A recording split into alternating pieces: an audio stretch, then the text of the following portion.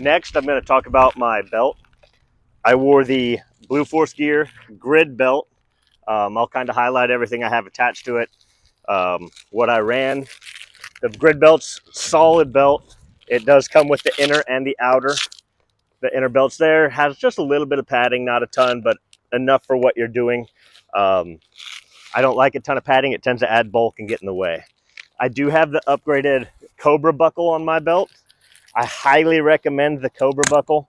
The other buckle that it comes with works okay. It works fine, but the Cobra Buckle gives you that secure latch. You can really get it tightened down, especially when you're running that much distance. I'm carrying a really heavy sidearm. It's 41 ounces unloaded with 4 mags loaded down on it. It gets heavy, so I like being able to really crank that thing down. A real quick pro tip on this one. I have a larger belt, and I've lost some weight. So my belt's actually a little bit big on me. You get about 2 inches plus and 2 inches down on your belt size. So if you buy a 34, it'll go to a 32 or up to a 36. To fix that, like I said, I've lost a little bit of weight and I like my belt snugger. All I did was pull that strap back and I tied a piece of 550 cord around there. So it fits in there still, no problem at all. But that gained me about an inch on the snugness. So now I can get my belt a little bit even tighter. Before I was kind of snugging it all the way down and it was tight, but not quite tight enough. This gave me about 1.5 inches worth of belt adjustment. So if you do have this belt and you're losing some weight, don't get rid of it and get another size. You can absolutely throw a piece of 550 cord around there or a zip tie even, and then all of a sudden you got a 2-inch shorter belt. From there, I did run my Mechanix gloves. I wish I would have had them on. I caught some spall and that hurt. I bled all over the place. I had to actually stop shooting and get myself taped up. The medic came over and taped me up. It's a whole ordeal, and then they let me continue. But I wish I would have had my gloves on. That's something that hindsight's 2020. From there, I did carry a Gerber Multi-tool. This is the diesel. This was actually issued, but we sell them at the store too. The diesel's a nice multi-tool. It has all the tools that you might need if I needed to repair something real quick or adjust my sight. It has a small flathead and a screwdriver in there.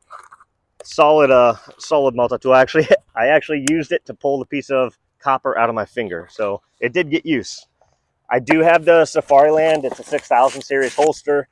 I don't run the hood. The hood actually got in the way and ended up breaking off on its own, and I just never replaced it. It kind of helps keep your red dot cleaner, but I don't have an issue with it, and I just don't run it.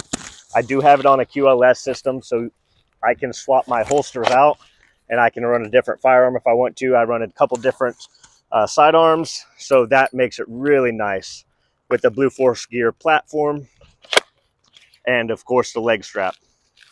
Going back from there, I ran the Blue Force Gear tourniquet now, or TKN now, and a hammock with a tourniquet in it. I did get into this. Like I said, I was bleeding all over the place. I ended up pulling some gauze out of this. Using it on my finger, I tape all of my loose ends for my chest rig and my backpack. So I had a piece of medical tape. I unpulled off of there and taped myself up. It worked great. I do have the Blue Force Gear ultra lightweight dump pouch as well. This came in handy, especially moving and shooting like on this 10K.